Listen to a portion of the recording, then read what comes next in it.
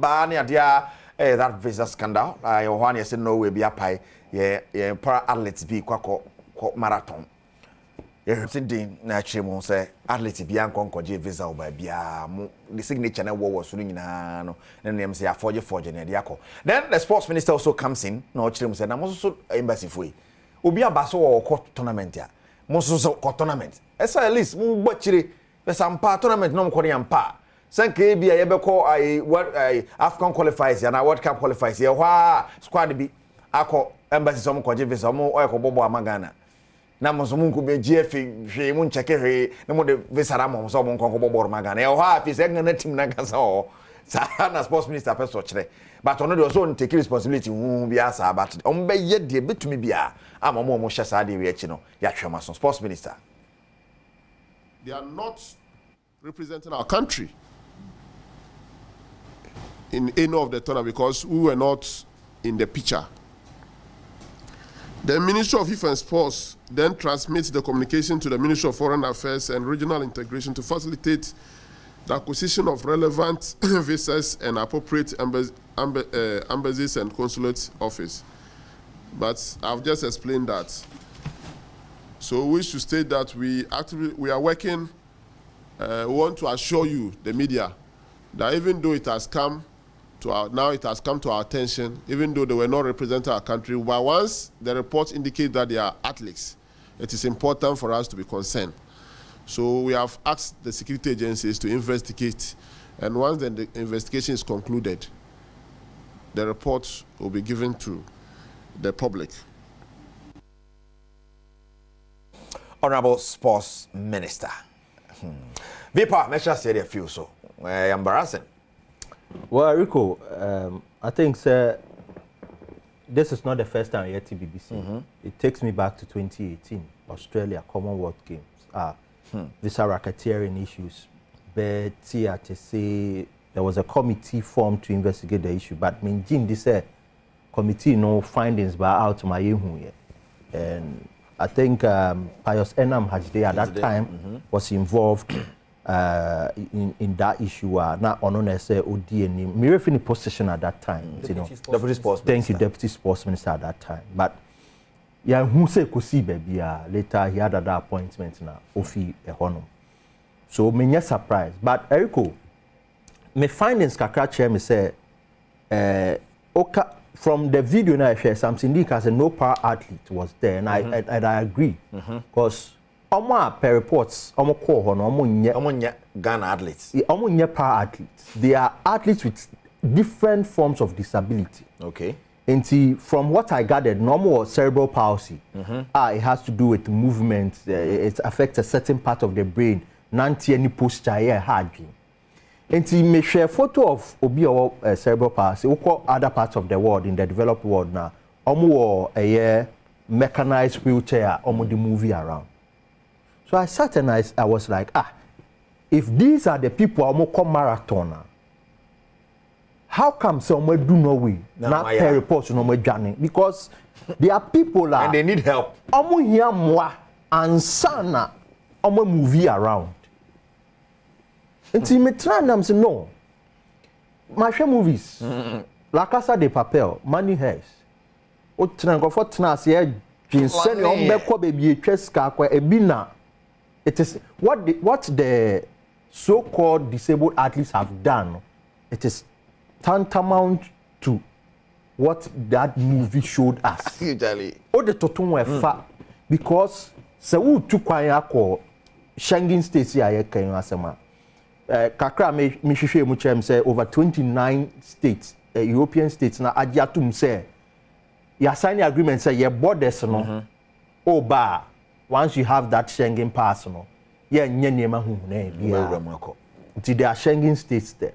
But before being service and heading, so for what they did, how they were able to bypass all these security measures. Yenim say, you need a credible letterhead, and these credible letterheads, if you Ministry of Youth and Sports, NSA, or maybe that federation and our association now will join. You need the letterheads, and something Dean is on record to have said. his signature is forged. Nigga say also omunya letterhead no sign signature. Every serious o. Say a group of people, maybe I mean Jin this omo ko ho no. Nyame enum no kra ni. No mo yare. Media. Because investigations will come out and then we can ascertain. But my opinion on the issue say me Jin this say enkrofo more cerebral palsy pa na call here because these people need support to move around and to talk of even absconding, no. It goes beyond medical reasoning. And how did they come up with that letterhead? What the signature, the authorization of the NPC to go there? Eriko, a serious issue. Then you know, per report, Krabaku Fimu, and something Dean once again, the chairman of the NPC said that almost retrieve bad. And I listened to sports and one relative has come out say they'll even take certain media personnel on for posting such news because they didn't verify it. In Jericho, when you sit down for somebody like Samson Dean, I don't feel say obetimi yin way for this situation. Until we get to the genesis. And they're implicating and they say, how did somebody get to forge your signature? And how did somebody get to use the MPC's letterhead? And then it means that if you're not there's an insider. Eriko, those insiders should be fished out. Imagine, say, Bia. But is it possible, say, Onimu be but nipa be a one home? Eriko, we're on Sports Arena. Somebody just walks in, barges into the studio. There will be checks from the security. You don't enter the premises just like that. Who need any reason to be here? I don't have to be here. So for me, you have been so you have been something didn't you here or access to name be maybe a signature ne Eriko, but name be letterhead one there. I'm more money be to Eriko, this letterhead will go through the NSA, go to the Ministry of Youth and Sport, and go to the Ministry of Foreign Affairs. And Eriko Kachem said in that April period now Mbekono. Yanya verification who look at the security routes they bypassed. A serious breach. Right. This issue has to be investigated because one, we are Ghana Nipuna, say I got in our court, Norwegian embassy. So I check some of the and we don't want to see these things. Charlie. Right, Dean Bremwe, scandal. Opa amaya amovesa nyaya dia Norway account Finland Scotland land omo nyina aka Schengen states no but amovesa nya kronimu wura no ayedin yeah obetume nya no from Germany e de ekowura ho be so mo embassy be issue dia ma no Ama we serious come up sports minister. Saying. When we sector minister, the whole ministry nation was say. Omani is serious Keso mo pam Mustafa Yusuf. Mo pam no nko di MP. With immediate effect. Me say so say interview no kro be no. Say press conference no be no. I am not aware. Hey. Sabro for the president general no the pam for Sabro for. Say I am not. Onim na adwuma. Now onim na adwuma say. Onim na adwuma because I'm not aware. What here hanom no? Baby si wa hanom I am not aware. Onim adwuma say pam okra. Yes. Me say his excellency na Adom Kufuor as a pam sports minister Mustafa Yusuf onim na adwuma. For you to come and grant to come and do a press conference and tell us say you are not aware. Like seriously, once a man focuses blasters the human kwan now here.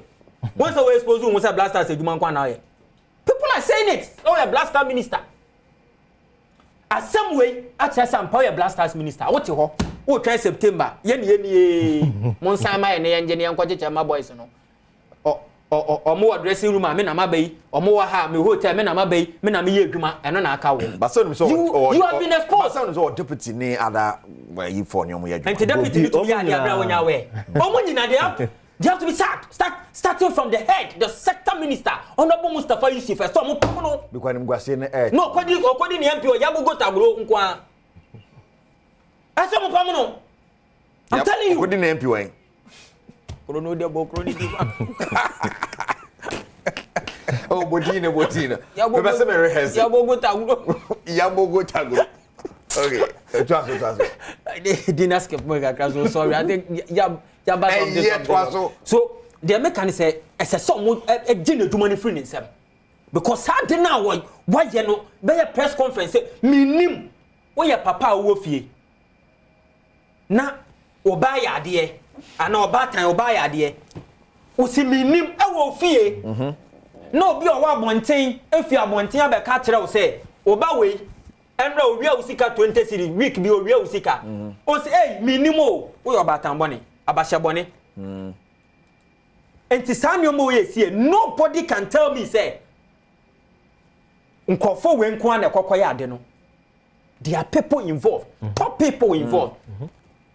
Tie definition na kwakude maye no. Wo so mo yare ne ye den. They affect the brain into posture and movement. Enti mesre enti sabi o omo muntumi omo movement ye den ana no we hokran ho na ebo omo amutimi dwane obi ne so enti o dwane na so okokoso no na ono obe dan hose wo no we na za so munya yarefo eriko no na ma adwen kire me sa na ma adwen kire because some ye para yamfa it means omonye they have a form of disability. Yamfa deaf and dumb for about tournament moment show go moment she jama. Deaf and dumb. Omo just go. Hey go kwanya go no excitement no. It mean ma oze. O de ko kache dize ni brasem na ye ka. Ye di omako ama omako yakose go my omashi jama.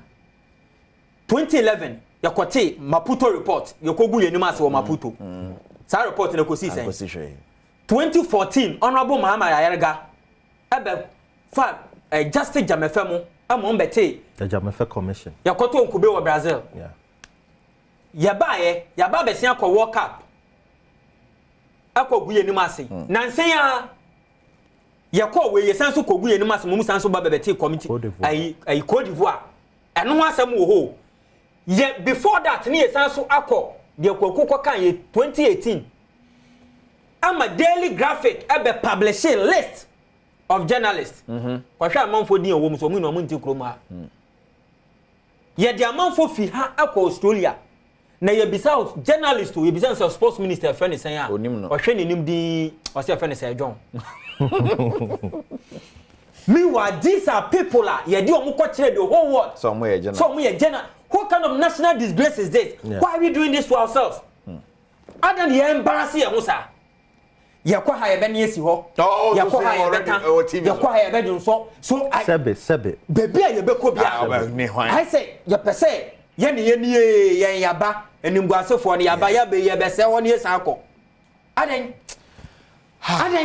and people occupy big positions. Yeah. And they me say His Excellency, Pamu Sports Minister, no nim neduma. Well, since the Foreign Affairs Ministry, National Security, I'm sure the president is aware. Yeah, they should start investigation. Man, step aside. Na investigation. Yes, investigation. Honorably, no, Anke say honorable na step aside. Step aside. Investigation. Okay, what about press conference? No, apart from that, honorably, I say honorable press conference now. Aya, read between the lines. It's like o defend it. Paralympic committee no so minimum. Samson Dean also o kan ho bi. Sir? Yes. Anyo na para yi. On the president. Enti ade na happen or doorstep sir. O pese o twen media menka ho. Kwakunku an ka ho. And the minister was blaming the embassy. Say the embassy dey abeto anim say e kwa tournament say mo visa sa. Nyatwom. Hey. Me say na me say o pa mama yo mu ye investigate. O maybe to say Scotland wrong. Who apply school or what? Ye betuma suma obi. E wo homa na ba wo JHS kwa be investigation. Na saman omo vese nya den no. Even aye shingen no. Se omo anka embassy be issue dia ma no. Ni nya den no.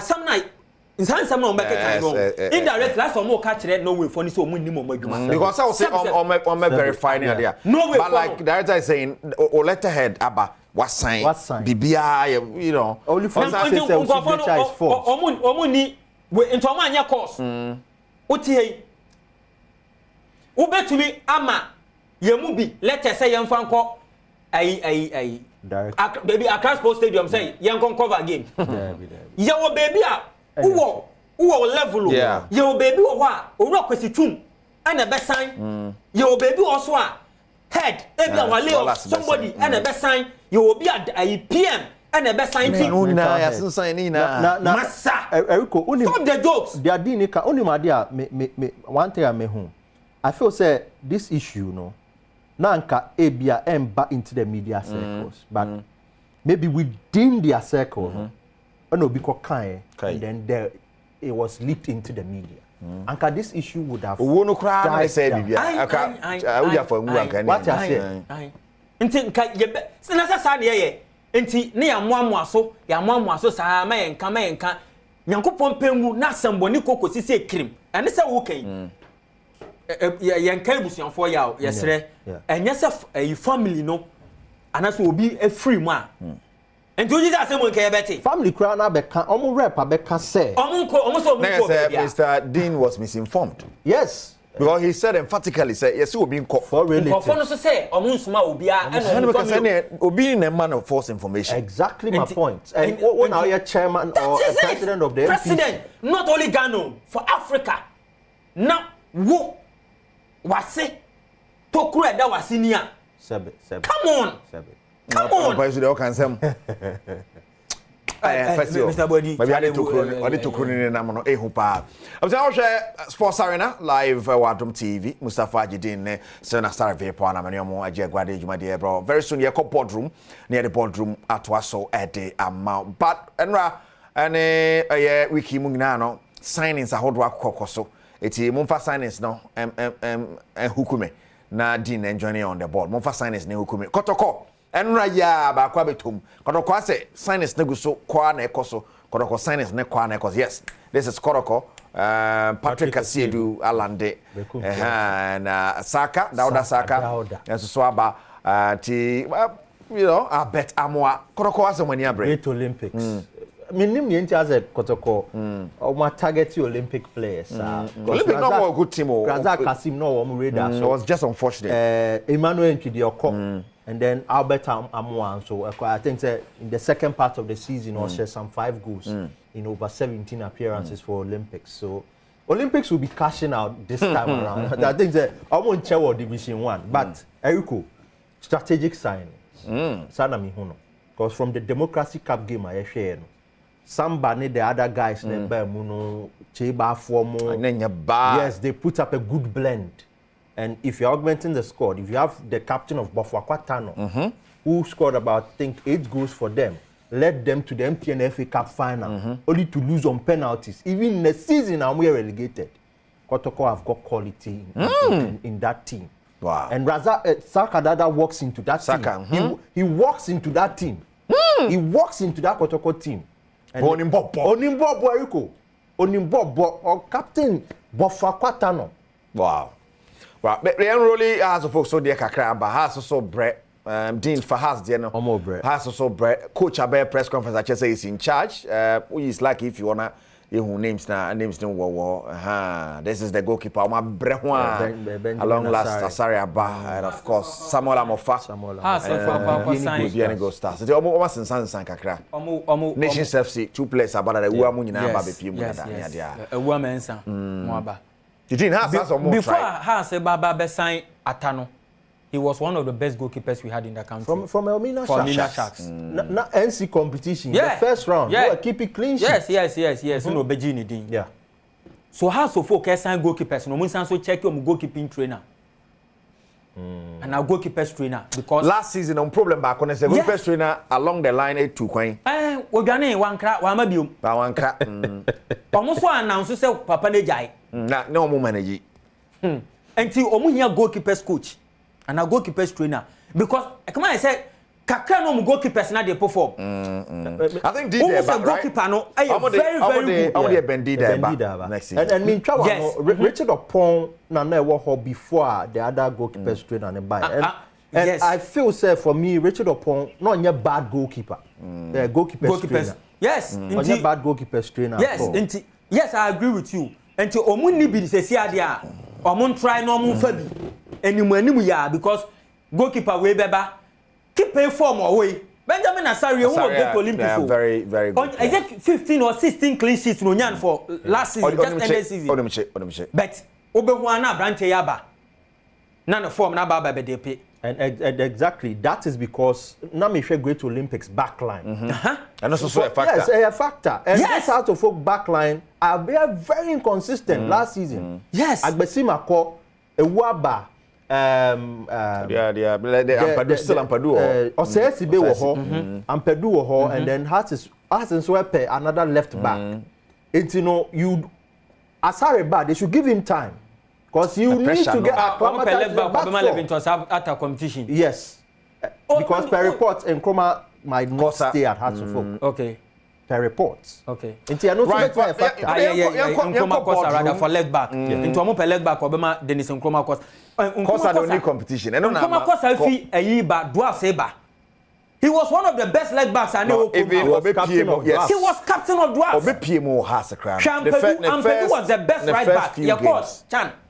Legon Cities. Ampadu na ball right back. Michael Ampadu na ball right back. My local Black Stars. Chan. Team no. It was rather Galaxy. One guy from Samatex. And finally to Kotoko right back. No so be Bobby Pen. Ampadu aba be Bobby Pen. August in Japan then recent one here okay, recent Chan. Okay. Yeah. Recent Chan na your boy. And August in Japan be boy. Say House of Folks so be quick kakra. It's still Ignacio on the 6. And so far, a lot of and has to folk problem pan one. Mr. Body, I am a fool. This season, I did about has to folk so brave apart from goalkeeping. No, now I am a fool. The last season, goalkeepers Makoma was saying 5. I'm not get any. No way, we. Ketia, and then number 1. What to say? What Yala was so dear. Also, no super. Almost and a coach in so no or Casado. And a press conference on many. When you have a minim so tiki, into Timbiano, or Peso Casana man for 10 and crossable and wrong. But this season, also okay. How many times the Messi crossable? Messi started football on the wings. But Messi. Be a recent time. Messi. Time lapse can when I'll be kind of trust answer. We will also interpret it for you. And a year, family boardroom. Oh dear, next time. Yeah, better coach. Best. The other signings are mobile. No, about next week. No, the bar na be training because I'm sure by next week. Yeah. A few signings. Now to because wrap up. Definitely. So munya signings. Munya 1 or 2 players. I mean, as a folk there. I say. Team ninya. Omu players. Na fe etuma. We will be the prefer kobo be shells. I had me pa. Eye ni wo kra. Obi training the day before. A day before the game. No, Baba Beshel. Sergio Ramos CG ni din. Also, I got to go to Sergio Ramos about home how. As for man kofe puyo a. Ya kwa Real Madrid. And they are somewhat to mo. And they be Abrantie we. Kylian Mbappe. Pacho Falutin ne ka homa no. That di na me de pan. Ene ya wa to ni Lutin. Kylian Mbappe Lutin. Ya be Abrantie friend Lutin. Sharp. Na Abrantie we Madrid for Kokofa and buy before mo Kokofa na ba no nipa bebre na kan wasem eno Madrid wo Vini eno mo Joselu eno mo Rodrigo eno mo Bellingham and fa no mo di Abrantie we bebo.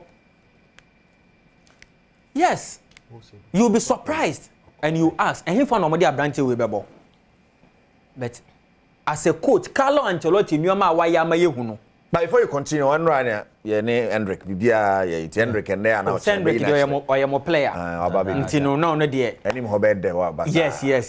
Or you're very young. I mean, who say it will take him time to get used to the Spanish league, just like Vinicius' issue. Well. I'm just hoping, say, yeah, they will not end up selling him umpo. It is a possibility. Madrid, anymore, now are very young,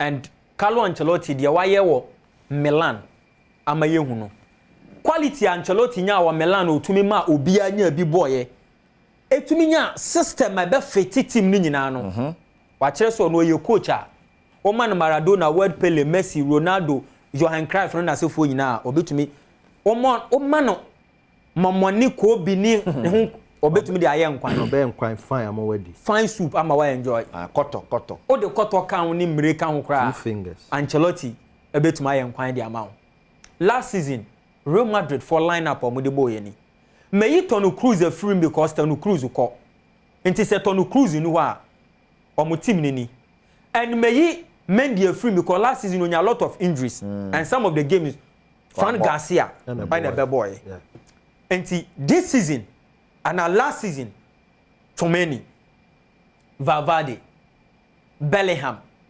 Camavinga we are Madrid team Rodrigo and Vini and the LED attacks no na ohwe baby a Bellingham da almost started ball na Rodrigo bekwa ha na Vini akwa ha no make create lot of space e dey ama Bellingham and then the boy ama Bellingham e share a lot of goals last season echo 9 members of a season or changing Bellingham position kakra yes I mean goals no take over that is but it he was working so hard for the team even though she 17 goals in La Liga that is it intino e chireo Carlo Ancelotti abrante we ba na manfo bi so ode be boy he ode be boy but otumi eye bibi anya baby de ne boy and metro de ntia be giri say Kylian Mbappe e betumi fit into Madrid system no very well de ntia me wo gidie wo Carlo Ancelotti mu so obeya abrante ni ho adwuma sa ade we ya wo hwe ye friend heat map we eye Kylian Mbappe heat map for last season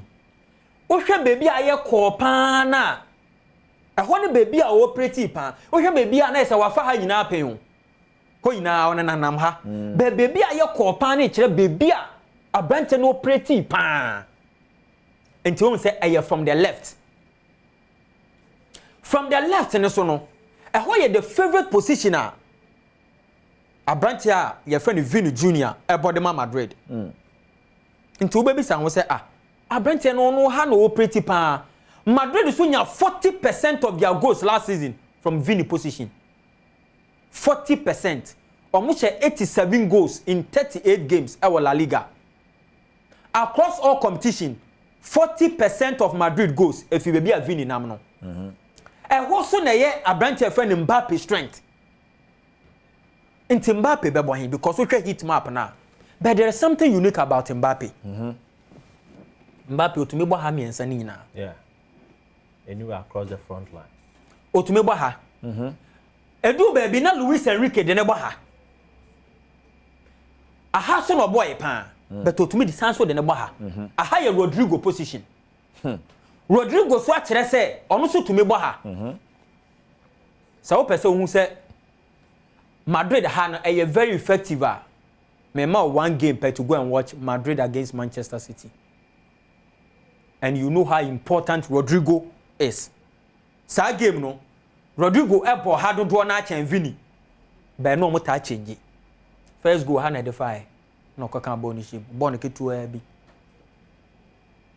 na shem go we will look at Abrante no we a season short map sa dey we a wo hwe ye baby Abrante ne ball short edifi okay on say dodo na mfiri ha dodo na mfiri ha that's our bad penalty box internet o say akwa no tumi ball no pan wa ha or you one player although say ono no operate from the left no or you very comfortable say obe face pole no central na we shoot to acquire the strength pa and tuition numbers we are last season about 120 shots 27 goals and to share the expected goals now 21.52 see Abrante no penalty 8 free kick 2 odi we mo aye from nowhere baby otumi create chances ye be call other factors right foot obo 100 shots and coordinates na 95 boy no aye mako 100 oha the left ni 19 na say the strongest and a stronger foot no aye defano ɛhɔ na branch ni tumi de bɔ short pa until most of the goals na wɔhyɛ ne free ho and wo hwɛ saa de we ɛkyerɛ sɛ ɔyɛ comfortable to say the American so obe gina pole n'anim until Mbappe one player omo rings no onam ho Mbappe is not like Vini or Faha no de kono Mbappe oje bɔ no draft say Vini on na ma no say no okɔ Mbappe ne je ball na oje ya papa no owuram say owuram say because odi nifa no odi be pai nti wo hwe we ya onmo bi mfi ha se nka obeka so obebo fia short ni na nam time a o face pole nanim e kire wa branch ne strength so obe face pole no now me pese ye kɔ ne ye hwe the final one ade we e Kylian Mbappe ye hwe se wo combine ni bibia e de na be ma Madrid for akwakofa Kylian Mbappe and why do we think he will help and Ancelotti would definitely include a guy our 11 him first 11 him we expected goals non-penalty expected goals plus goals assists and assisted goals ocean numbers we nyina who wait is 94 for last season no percentage wise in the year can 94% tie shot creating actions 97%. You're a world class player when we start. Where akwala o school anka AA+ nkwan what tip exams results ni na. Pass attempted 97%. Pass completion 88%. Progressive passes pass aye boko yenim. Anu ye 96%. Progressive carries 98%. Carries in just a wood ball as a wood ben penalty area nim na wood ball unsuro bia brana mentwon aha no then successful take-ons come one-on-one bra mentwon aha mami nso anu mo bra mentwon enti waba no no ko 98% ono onya creator or you more of a finisher than a creator but oba when it rest or then or betwon 98%. Then you oko touches oko progressive passes record ni usan nyoma ahankwa na ye ni weakness o da bia ye fitai no na me kire wade we areas 1 clearances blocks interceptions tackles we hwan na ye defender ni midfielders adwuma ti we defender ni midfielder adwuma enti baby a ye de judge as a forward no the lowest onya e 71%.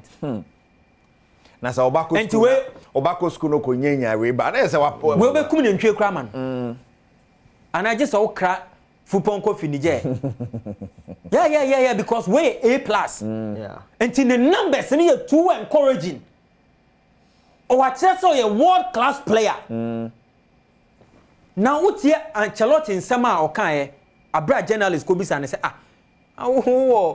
Vini wo Rodrigo wo Bellingham Osan ko fa we aba Jose Lumuni na namcha da gula we na namcha aina den na wo hu yanti a bo kwakofa boy we na boy yi ba yi hwa hemfa na ade ne bebo na Ancelotti asem o kan ni o say I see him playing in the front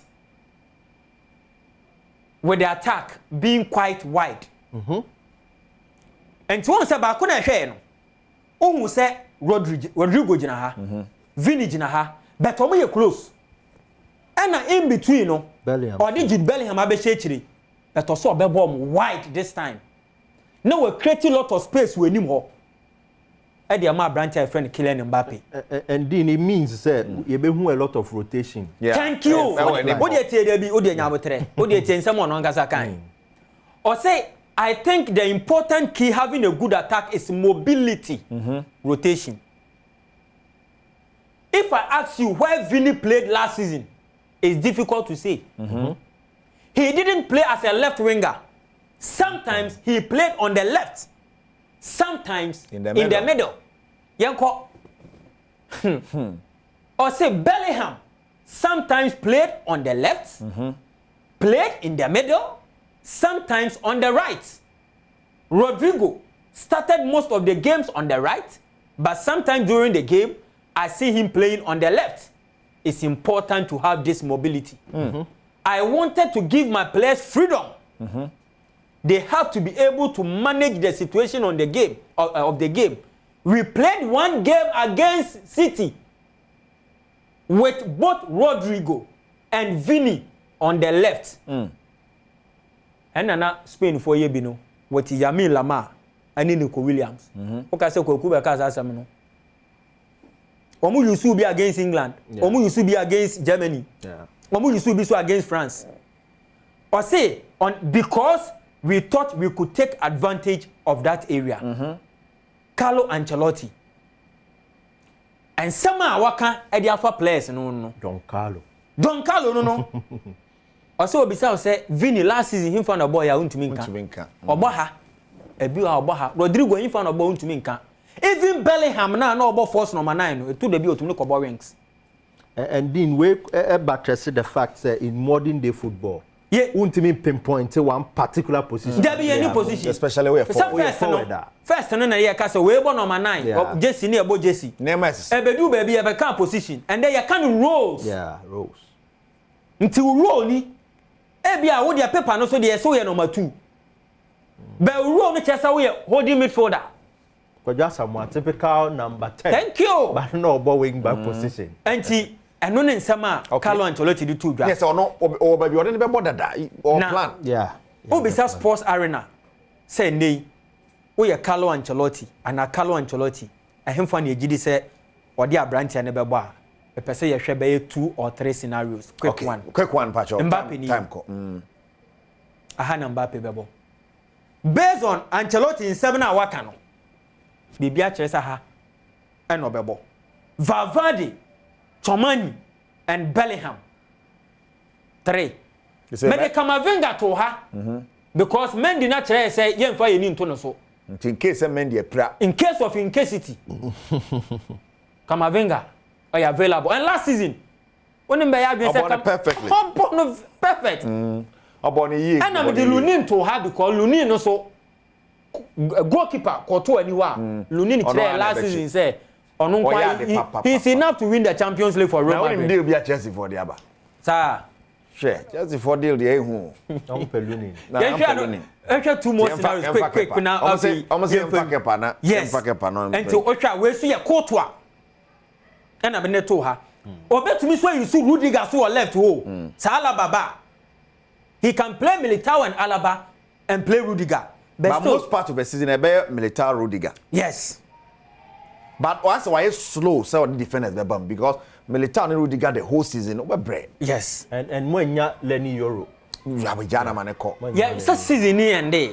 And a transfer window no. So no yen say oh Kamavinga bit me aboha oh. We but na cho so call. Last season Chomeni bo ho. Madrid to me the Chomeni about the Champions League final. Madrid is the only club I obey to me the Chomeni. Abo center back at the Champions League. With injuries no go through no. A club young Quebec relegation. Mbappe ni God. Omama number 9. And to say something is constant here. Midfield no any attack no a constant. Chomeni or Kamavinga. Bellingham. Valverde. Vini, Rodrigo, Mbappe. A constant. And season ya ebe remu. Men so who die baby abio. This is where Mbappe is going to play for. My goodness. Well, like he said, obetimi abo and him also by. And the fact is, Mbappe and Real Madrid, they are too good to fail. They are too good to fail. And only a TV seminar. Yes. A match made in heaven. Thank you. So a match in heaven said they are busy. They are too good to fail. And Erico, because me Buffy, I mean who some director was share Amagana ni bida. Me friend say mami they are like Robert Amagana. Or share to Fatane pa. A match made in heaven. Amagana hey. Thank you, Dean. Mr. Alfred Akabe joining to Kuru Munaya de Sikato Kuru. And Swatwa Sports Arena. So, but Nico Williams, Basa yet you bet to be Biasan and Sabaka Nico Williams, and that would be a very good buy because Bepaba, Ramade no more debt. Just a Basa ye BB. They have to break the bank to get Nico.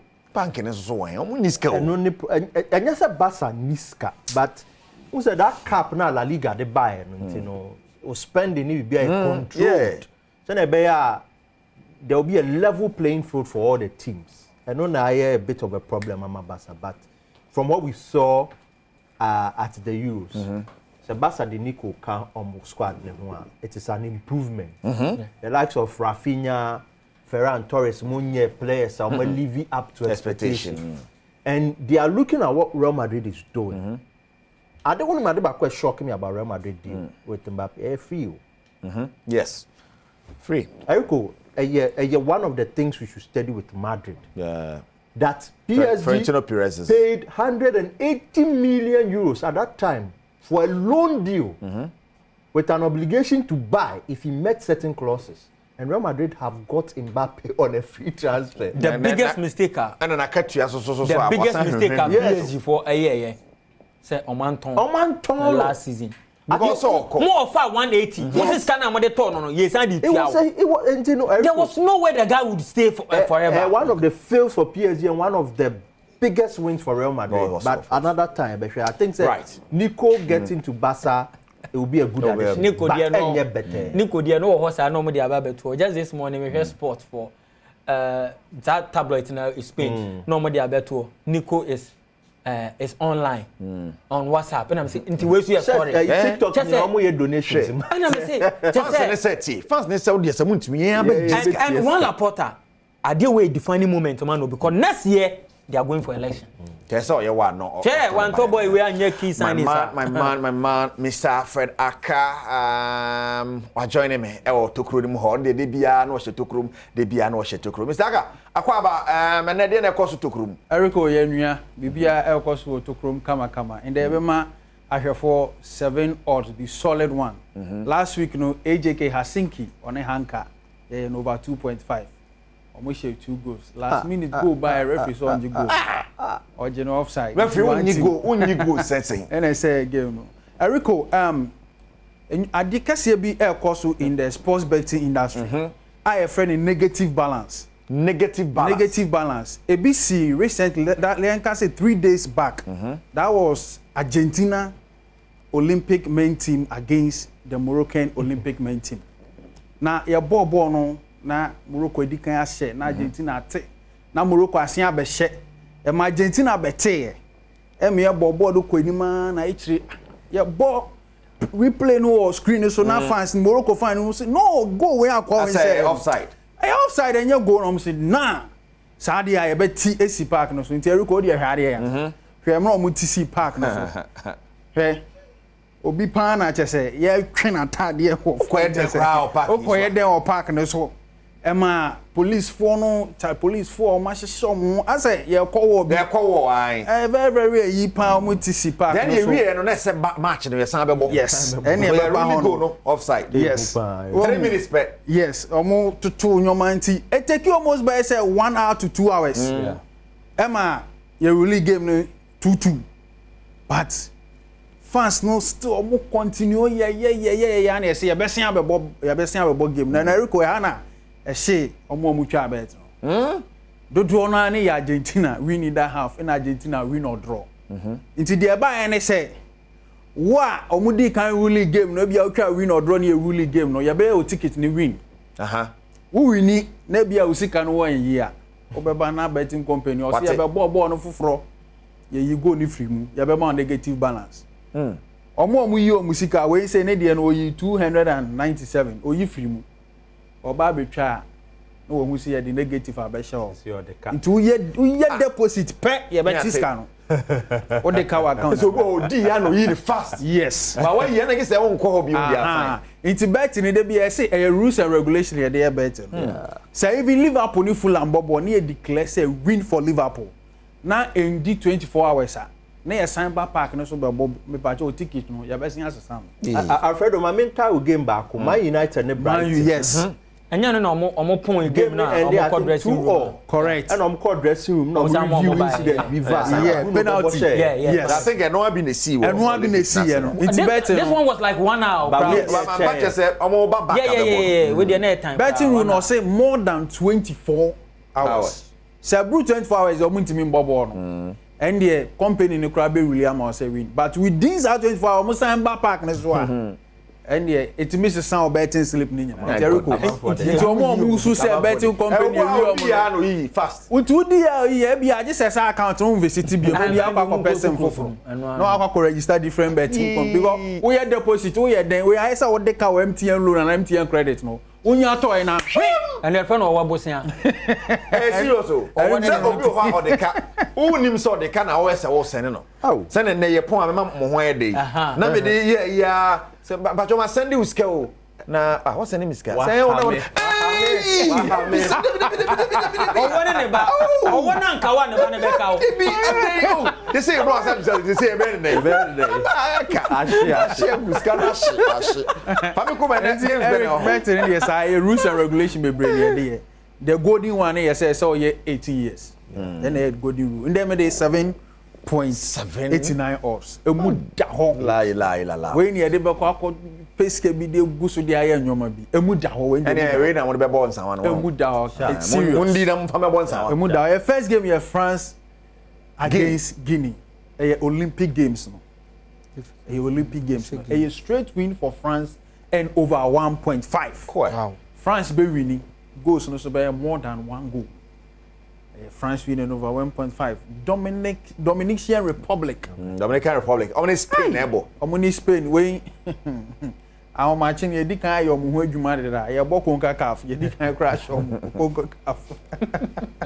we so Olympic Games na no so Spain win and over 2.5 Spain will be winning goals no be 2 or more goals the next game here Argentina versus Iraq our first match in a Bukem Argentina Tom last be go straight win for Argentina nanka football the Iraq there o dey here yes raw me en show near bet mo wate go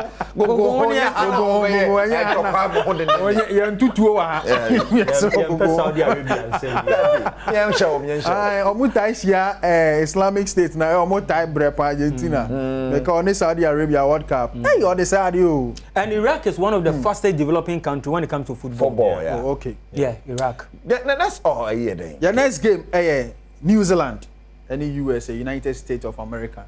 We mbano.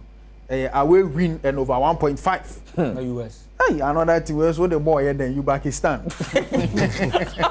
On Egypt, we Africa and Shogo, most when you had the first half under 1.5 goals. Okay, the first half no more than 2 goals. Less than 2 goals. Less than 2 goals. 7.89 odds. Wow. Emudaho. Here sky idea. E dey go so na dey sky idea. Mr. Akai be da ase bebre. Say na ene wo dey negative hwan ne bae no. Next week so me sure so. Papa na ono de ne mama no ye no o hye o. O medical o ma je leg no your boy 18 matches o ma je leg. Next is so we can next is o ma o che. O se ho no ye hemfa. Lavedia or Estonia. Nti wonya Schengen visa obetumi akọ. And the ice me research. Many para for me. Ne go be para abito. Good damn. Yeah, but sorry time so last words din ne enko.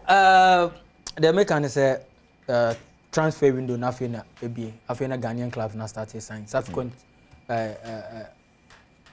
friends shows I episodes yeah. You be remember na you discuss but house of folk there I'm telling them I'm starting so I'm looking for midfielders. My team no Omuya midfielders, they know for Omuya midfielders. The strikers? Last season, so Omuya strikers so. But their harms are natural, you know. I'm a yehuno. So when you quality players, be 2 our midfield normal supply now. He will give you the goals. Just say enyo no kwa. Yes. And the besheni. Well, I'm hearing August Nokra. Or her deal be deal now for the Beba. Yeah, they should get like top quality. Oh, it's an elite player. I will league in them. When you be 2 players be our midfield honoma. Right. I think the team. Right, Steven. Eriko, Mami Nyanutew, and the birthday of one iconic figure in the world of football. Stephen Thompson, formerly no multimedia, about production, I know Jim. Steven, yeah. And then Papa, Coach Ninoy Thompson. Coach Ninoy Thompson, yes. Okay. Formerly Hartlepool and Liberty Professionals. That's a former Chiro no more Yes, yes. No, yes. And then the birthday. Now, the man say, from your children, we say, God bless and continue to keep you. You are a legend, and we continue to celebrate you. The entire Thompson family are grateful to God for how far He has brought you. Long life good health and prosperity to you in every endeavor. Wow. We're free. Stephen Thompson, this is our producer and director at Media General. Wow. It's Wow, Coach Steve. Ninoy Thompson. Coach Ninoy Thompson. Fantastic happy happy birthday. birthday. Man, happy birthday.